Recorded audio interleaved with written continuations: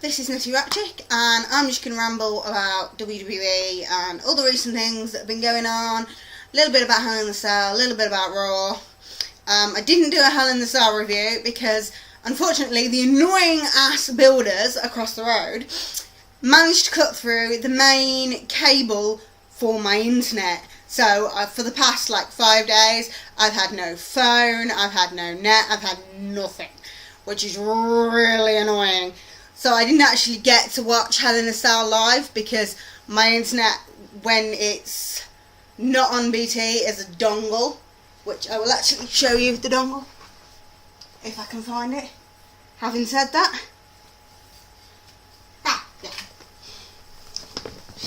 yeah, okay. This is the, you can't really see it because of the light. But anyway, it's a 4-year-old modem, and it runs at it's just ridiculous. It can load one web page at a time if you're lucky and it's in a good mood. So yeah, stream was not gonna happen. So I didn't get to do my usual review bobbins,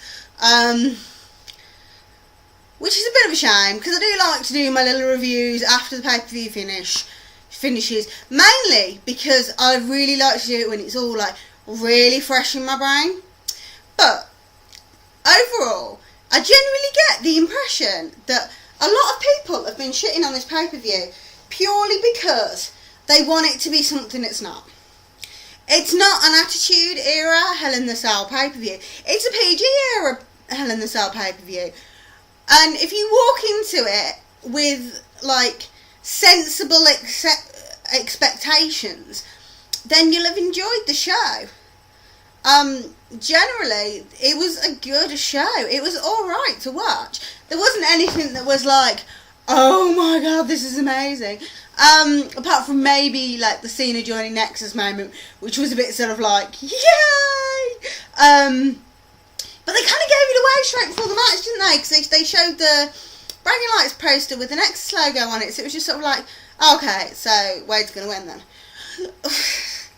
Which was a bit annoying. But I actually really enjoyed the show as a whole.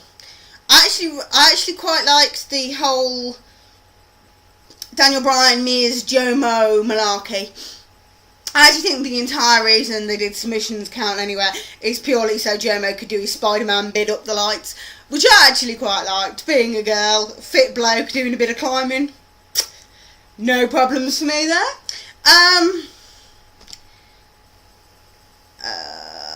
Brain up. Anyway, most of it I thought was quite good.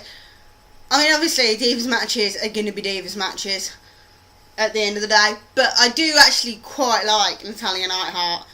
She kind of reminds me of sort of the era I started watching, and she does make me smile. I like her. I think she's good. Absolutely dying for her to kick McTaker's head in, just for my amusement. Anything that involves McTaker's head getting kicked in generally amuses me.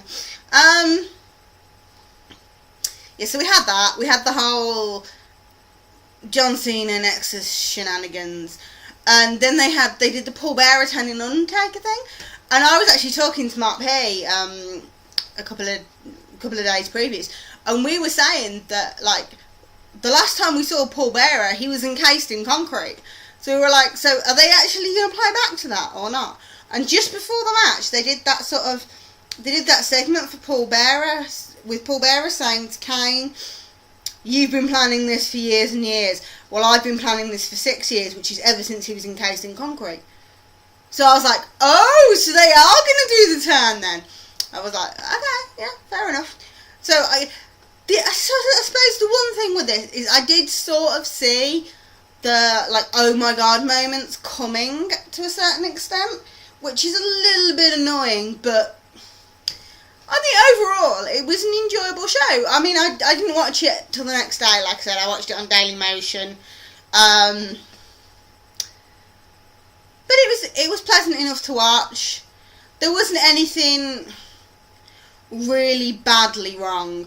I didn't really like the whole Alberto Del Rio stuff, but I just don't like him. I think my biggest problem with Alberto Del Rio is, like, the first couple of those little snippet things they did on SmackDown, they were like, yeah, okay, you're interesting. And then they got to, like, the fifth one, and I was just like, I'm bored of you now, I don't care. I really, really don't care. And so by the time he actually got in the ring, I was like, no, just do not give a shit about you anymore, I'm afraid. They've already made you dull, in my mind. There was just too much pre-arrival tact. And it's just sort of like, I mean, yeah, I can see the whole Rey Mysterio thing, and the thing with bringing the puppy to the ring and all that.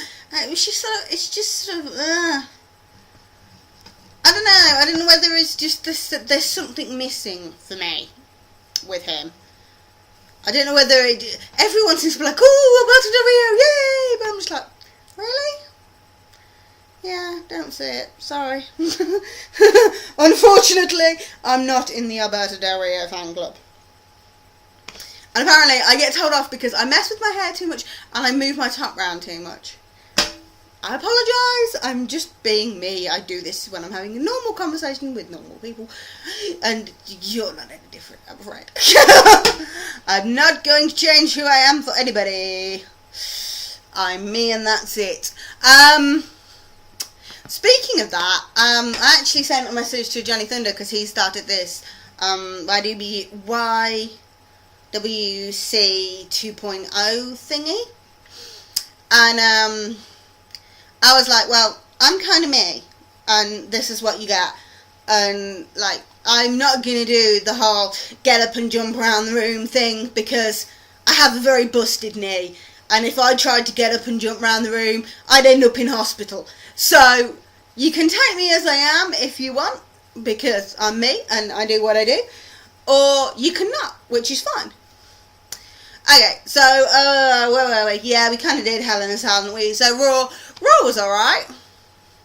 It wasn't the best ever, it wasn't the worst ever. Oh. Really didn't like the Sheamus Bryan beatdown thing. It was like, well, really? Do you need to? The over-the-top rope thing wasn't as good as it could have been. And I'm a big, big fan of Battle Royales and Rumbles.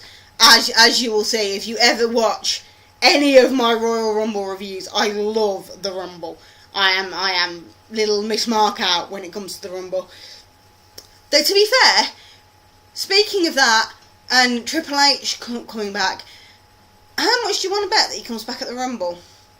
Because we had Cena come back at the Rumble, we had Edge come back at the Rumble. I'm kind of thinking they might be going in that direction. I'm still trying to figure out what on earth they're doing with this whole how Triple H is coming back thing. As if he does come back, you never know. He might have permanently left us for being an executive in an office. Can't really see that myself, but Triple H in a suit, nah. Much prefer him in jeans, t-shirt and a sledgehammer. Yes. Gotta love the sledgehammer. Even though we can't use it anymore. But anyway. Yeah, so what else happened on Raw? Edge is moving to SmackDown. Yay! And by the way, how fucking annoying is it that whenever we get a chance to have an Edge Christian match, something fucks it up? Because I was thinking, bragging rights, Edge is on Raw, Christian's on SmackDown, we'll get an Edge and Christian match. Christian gets injured and Edge moves to SmackDown. So now we've actually got Edge and Christian on the same brand where they could actually feud and Christian's injured. Not a happy bunny about that.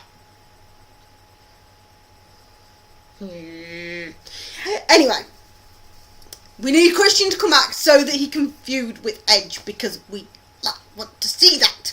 We've wanted to see that for a long time. Wish they'd just get on with it. I presume they're going to push Edge into the main event scene. So I presume the belt's going to come off of Taker maybe. And we've still got Money in the Bank at WrestleMania. Some people are saying they don't think they're going to have Money in the Bank at WrestleMania. I think it'd be a shame if they didn't. I think devaluing WrestleMania to add a tacky pay-per-view in the middle of the month.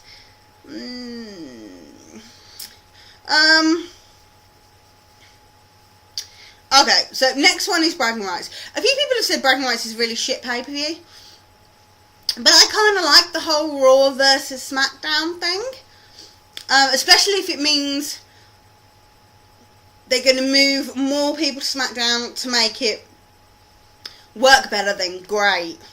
I mean, hopefully it means we'll get a decent CM Punk match. We'll get some form of Rey Mysterio. We'll get some form of Swagger. We would get Christian if he wasn't injured, which is really annoying. We'll get Edge. And then, you know what I mean? At least it means that the talent that there is on SmackDown will actually get utilised, which, good thing, as far as I'm concerned.